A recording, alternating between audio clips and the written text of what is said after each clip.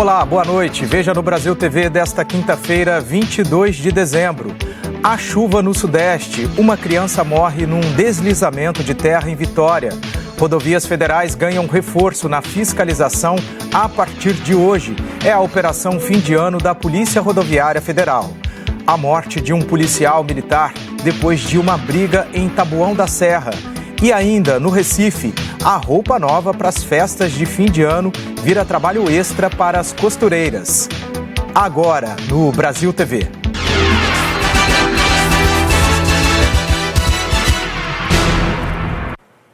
A gente começa essa edição do Brasil TV com o caso de uma criança que morreu em um deslizamento de terra em Ibitirama, no sul do Espírito Santo. Um barranco caiu e atingiu 2 casas no interior do município. Olá, uma menina de 5 anos, identificada como Maiara Godoy, morreu depois que a casa em que ela estava foi soterrada por um deslizamento de terra no distrito de Santa Marta, na região do Caparaó, no município de Ibitirama. Segundo a Defesa Civil, uma casa vizinha também foi atingida parcialmente pelo deslizamento.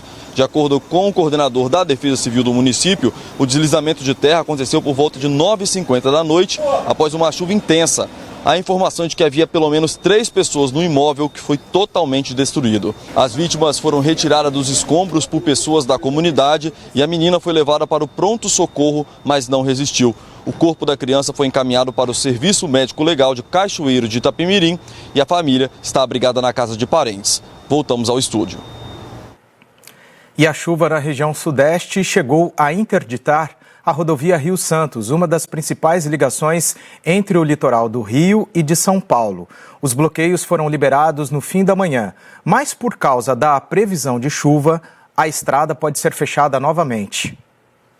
Boa noite a todos. A rodovia Rio Santos ficou cerca de 8 horas fechada para o trânsito de veículos, tanto sentido Rio de Janeiro quanto sentido São Paulo. Essa foi uma medida de prevenção tomada pela CCR, concessionária que administra a via, em conjunto com a PRF.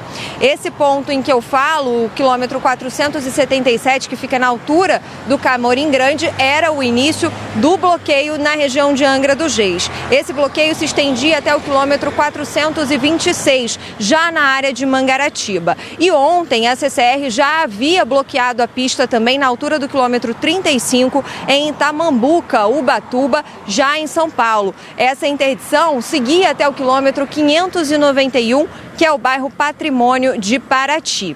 Agora o trânsito flui normalmente por aqui. A pista foi liberada após uma vistoria realizada por engenheiros da concessionária que administra a via. Eles avaliaram e disseram que não existia um risco eminente de novos deslizamentos e por isso o tráfego foi reaberto. Mas chove bastante desde o início da semana aqui no litoral e por isso eles também não descartam novas interdições. A orientação é que o motorista entre em contato com a CCR ou com a PRF antes de seguir viagem e pegar estrada. Maria Mariana para o Brasil TV. No Maranhão também teve rodovia interditada por causa da chuva. Foi na BR-230, na altura da cidade de Balsa. Um temporal levou parte da pista. O córrego às margens da BR transbordou durante a chuva da madrugada e a força da correnteza abriu uma cratera de um lado ao outro da pista e o que restou do bueiro foi arrastado para longe. No momento em que estava chovendo, o motorista deste caminhão carregado de cimento tentou passar e o veículo acabou ficando preso no buraco, mas ninguém ficou ferido. A Polícia Rodoviária Federal esteve no local organizando o trânsito. Assim que o nível da água diminuiu, muita gente se arriscou atravessando por dentro d'água. A pista continua interditada, sem previsão de recuperação. De Balsas, Sara Ribeiro para o Brasil TV. Olha, muita gente vai passar o Natal com a família no interior ou em outros estados. E para garantir a segurança nas estradas, a Polícia Rodoviária Federal iniciou hoje uma operação especial. Olha, a operação começou à 00:01 dessa madrugada e vai até às 11h59 da noite de domingo. É uma operação de rotina da Polícia Rodoviária Federal nesses períodos de festas, de feriado prolongado, e o objetivo sempre dessas operações é prevenir acidentes. Então, como que a polícia vai fazer isso? Primeiro, ela vai colocar o máximo de efetivo que ela consegue nas rodovias federais que cortam o estado, e são muitas rodovias. Belo Horizonte, Minas Gerais, tem a maior malha viária federal do país, então vai ter muito policial nas rodovias, principalmente nas mais perigosas. A concentração desse patrulhamento vai ser nos lugares onde historicamente tem mais acidentes. Então o pessoal pode esperar muito policial na BR-381, por exemplo, que liga Belo Horizonte ao litoral do Espírito Santo, ao sul da Bahia, que é a rodovia mais perigosa, pista simples a maior parte do tempo, tem muitos acidentes por lá. Então a polícia ela vai olhar, por exemplo, ultrapassagem proibida.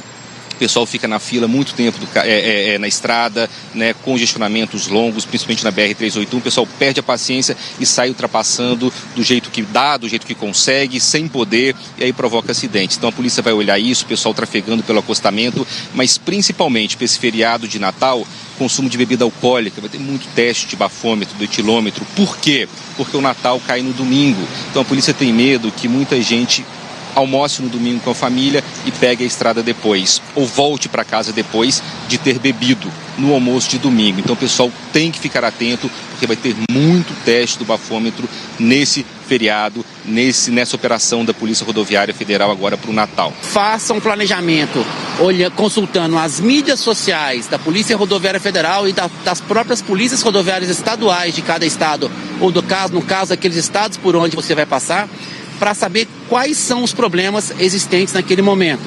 Lembrando que essa grande incidência de chuvas torna tudo muito dinâmico. Então uma rodovia que não tem nenhum tipo de problema, de repente, por causa das chuvas, pode ser interditada. Pelo quarto dia seguido, aeronautas fizeram uma paralisação em 9 aeroportos pelo país. Mas o movimento perdeu força desde quando começou na segunda-feira. A greve foi das 6 às 8 horas da manhã, segundo a Infraero. Congonhas, em São Paulo, registrou 7 atrasos e 4 voos cancelados nesse período. Já em Guarulhos, foram 2 voos com atraso. No Rio, no Santos Dumont, 14 voos atrasaram e 3 foram cancelados. A categoria pede reajuste salarial e melhores condições de trabalho e ainda não chegou a um acordo com as empresas.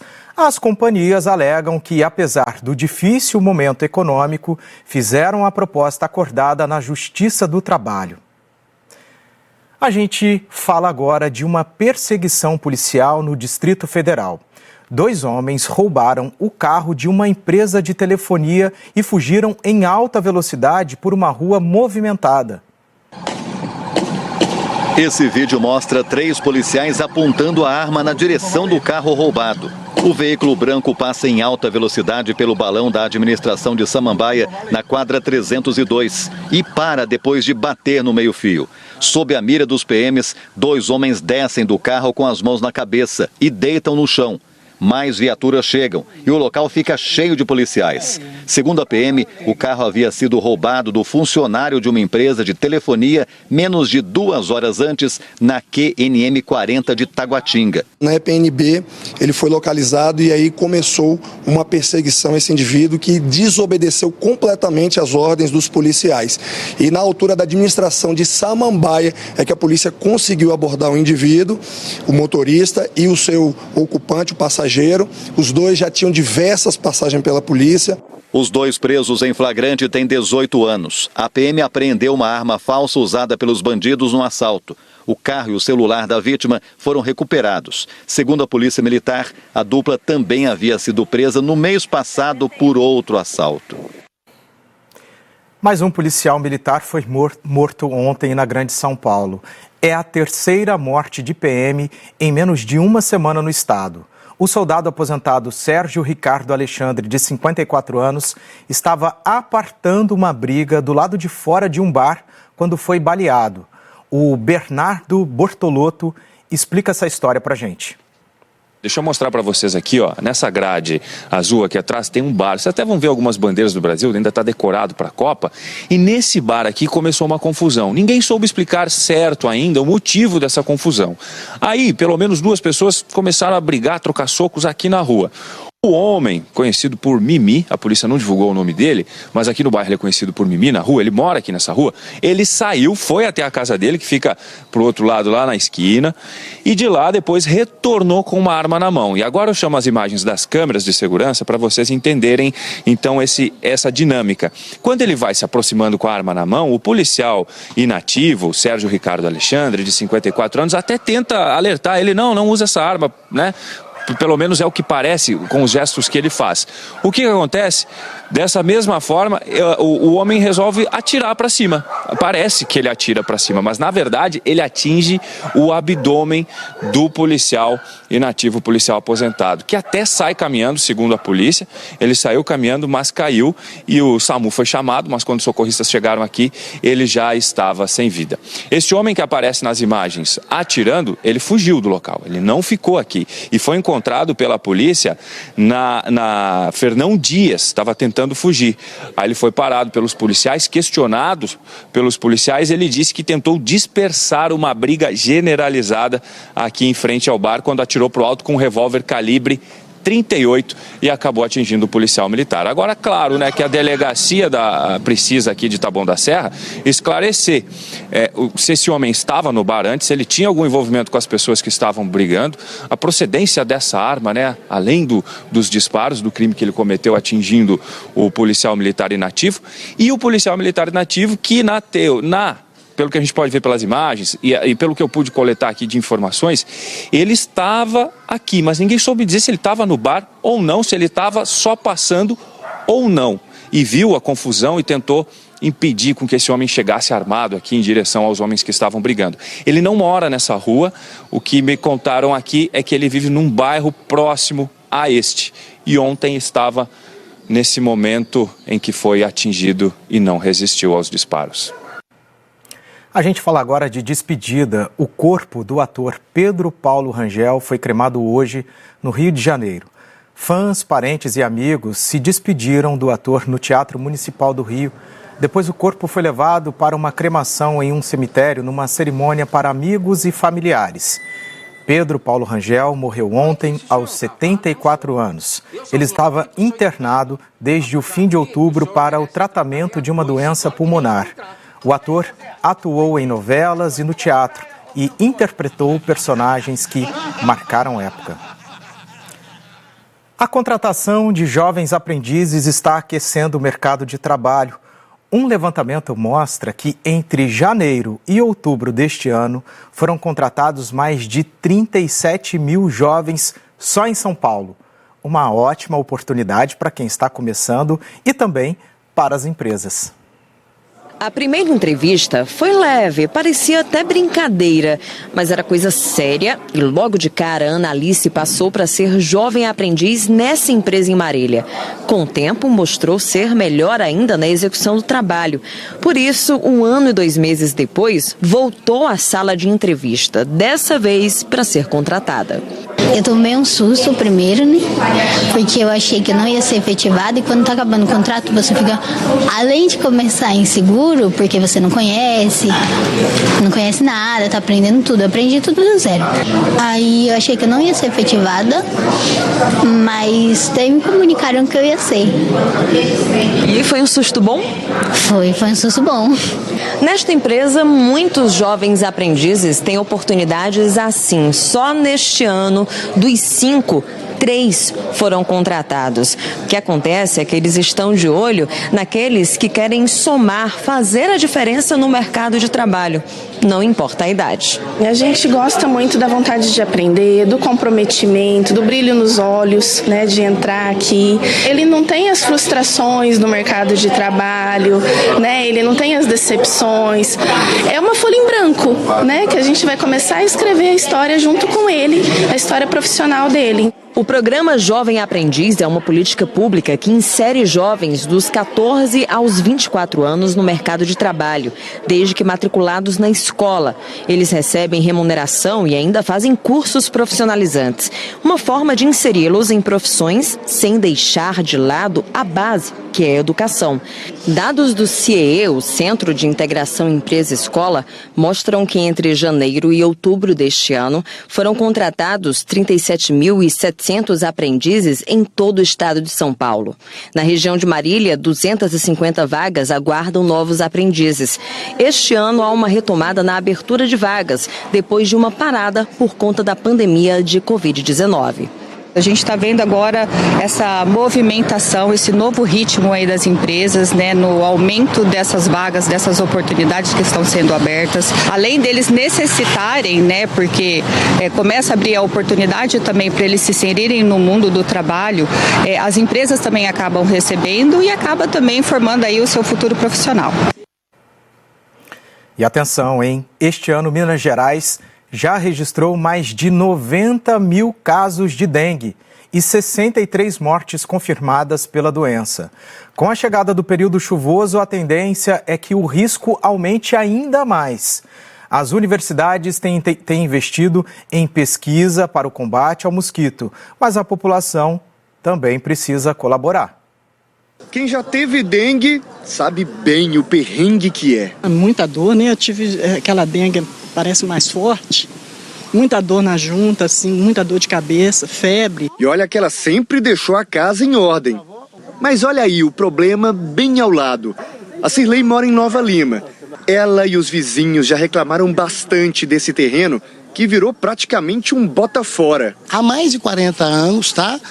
A gente vem lutando, né, com essa questão de focos, de doenças, de ratos, mata muito grande, perigosa, e a questão também das encostas, que estão sempre caindo a cada chuva que tem, né? Os moradores ficam inseguros. Eu tenho 3 vizinhos meus que já sofreu com dengue, graças a Deus recuperou, mas aqui com essa acúmulo de água, igual está chovendo, os focos de dengue com certeza está proliferando demais. Uma situação que acaba se repetindo por todo o estado. Segundo o levantamento mais recente da Secretaria Estadual de Saúde, Minas Gerais já registrou nesse ano mais de 90 mil casos prováveis de dengue. Quase 70 mil foram confirmados. 63 pessoas morreram por causa da doença. E ainda há outras 20 mortes em investigação. E é justamente nesse período de verão, em que ora tem sol, ora tem chuva, que aumenta a preocupação. É que essa combinação de umidade e calor é ideal para a reprodução do Aedes aegypti. E a gente sabe que basta um pequeno recipiente acumulando água para isso acontecer. Os cuidados para evitar um surto da doença, todo mundo conhece bem. Nada de água parada em casa. Tem também o trabalho dos agentes de endemia e os mutirões de limpeza realizados por muitas cidades. Tudo muito importante, segundo esse professor de parasitologia da Universidade Federal de Minas Gerais. Mas ele diz que também é preciso avançar. Por exemplo, com o uso de técnicas mais modernas. Na própria universidade, já foram desenvolvidas várias armadilhas e sistemas para repelir o mosquito transmissor. As universidades brasileiras, como os institutos de pesquisas que trabalham com o mosquito da dengue, têm várias soluções que podem ajudar no controle e evitar a proliferação. O que acontece é que nós não temos uma política que muda o que é preconizado há mais quase 100 anos. Não adianta investir recursos públicos para desenvolvimento da tecnologia se essas tecnologias não vão até a sociedade. A Assembleia Legislativa de São Paulo aprovou um projeto de lei muito importante para diversos tratamentos de saúde.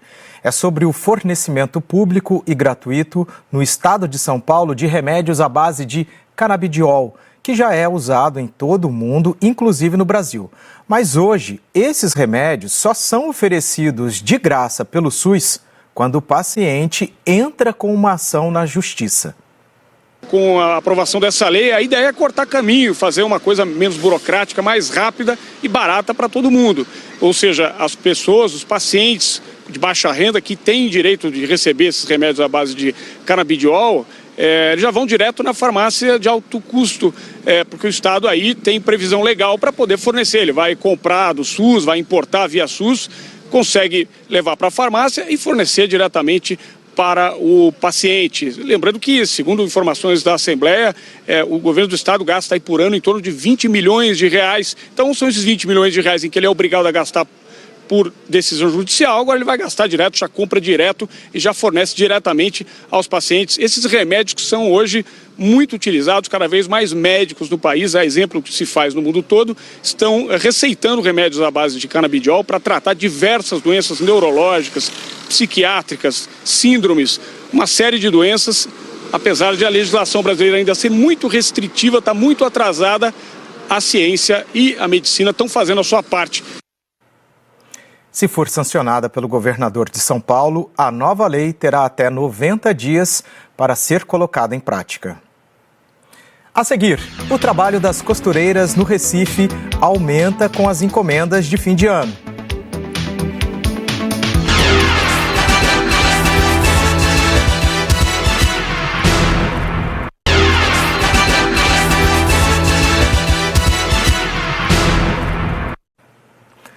Brasil TV de volta com as informações do estado de saúde de Edson Arantes do Nascimento, nosso querido Pelé. O ex-jogador não vai ter alta do hospital antes do Natal. Os médicos dizem que ele teve uma piora no quadro de saúde.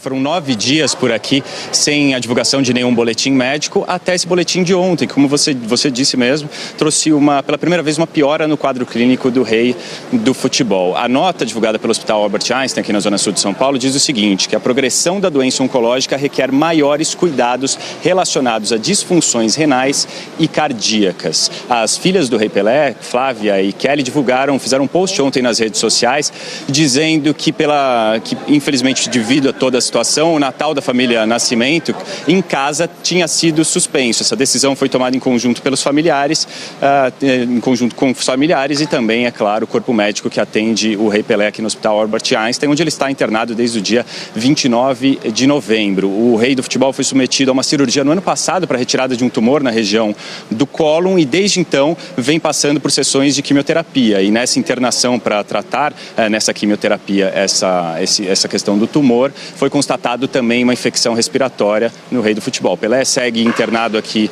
no hospital, ele está internado num quarto comum, acompanhado das filhas e também da companheira Márcia. Com a chegada das festas de Natal e Ano Novo, muita gente gosta de usar roupa nova. É bom, né? Tem quem compre nas lojas, mas também tem quem goste de mandar fazer sob medida. Aquele modelo especial, exclusivo, ou ainda dar uma cara nova a uma roupa que gosta muito. E nessa época do ano, as costureiras ficam cheias de encomenda. O movimento na Associação de Costureiras de Casa Amarela praticamente duplicou. Desde novembro não falta serviço para as costureiras daqui. Tem a costura propriamente dita e muitos consertos. O forte de Isailda é consertar. E ela está sem tempo para mais nada. Eu estou com bastante, é muito. Você não recebe mais nada até quando que você não tem mais vaga? Até no dia 30 não estou recebendo mais não. Nesta época o cliente quer ajeitar a almofada, cortina. Ela precisa entregar daqui a pouco. Tem dia que a gente não dá nem para esticar as pernas, viu? E almoço? Almoça onde? A gente corre, almoça 10 minutinhos e corre para cá. Se bobear, almoça na máquina, né? A gente come aqui mesmo, a gente come ali, eu ajudo ela, a gente come tudo junto. É uma onda mesmo aqui, viu? Nesse movimento a gente tem que correr mesmo, porque os clientes querem para agora. Não é nem para amanhã, é para agora. Jacira copia modelos e cria. Chega cedo e sai tarde. Agora em dezembro a pisada é essa. Eu crio, mas às vezes é a pessoa que traz. Viu? Traz outro modelinho, aí quer que eu faça... assim, tirar uma xerox do modelo. Aí ela diz, eu quero uma xerox desse vestido, porque eu gosto muito. Aí eu boto na mesa, risco todinho e corto. 2, 3 de uma vez só. Isabel só faz serviço aqui na cooperativa. Hoje veio buscar as camisas do marido. Já fiz umas toalhas com ela e agora eu vim buscar 2 camisas pro Natal. Já são para fim de ano. Já são para fim de ano, mas já tem coisa para trazer. E ela faz os concertos, então é maravilhoso. Você compra roupa, é muito caro fazer lá fora. Então eu trago bainha, aperta, levanta. Então isso tudo fica muito bom. Carla também é cliente fiel. Roupa de Natal, Ano Novo, tudo aqui. Eu vim apertar minha blusinha de Réveillon. E a roupinha de Natal, cadê? Já está apertada, precisou de um ajuste na cintura, que já foi feito e já está em casa esperando o dia do uso. Mas tem trabalho para todas as costureiras? Você pode estar se perguntando. Aqui cada um tem o seu serviço, mas a gente também tem um serviço para todo mundo. Quando cada um tem o seu que está pesado, a gente passa para outra. E não pense que a procura é só por causa das festas deste mês, não. Dona Margarida está agarrada com as encomendas do carnaval. A partir de novembro já começa. Aí vem tudo misturado, Natal, Carnaval, final de ano, e a gente se vira nos 30. Haja serviço. O Brasil TV fica por aqui. Outras notícias logo mais no Jornal Nacional, às 20h30 da noite, hora de Brasília. Uma ótima noite e até amanhã.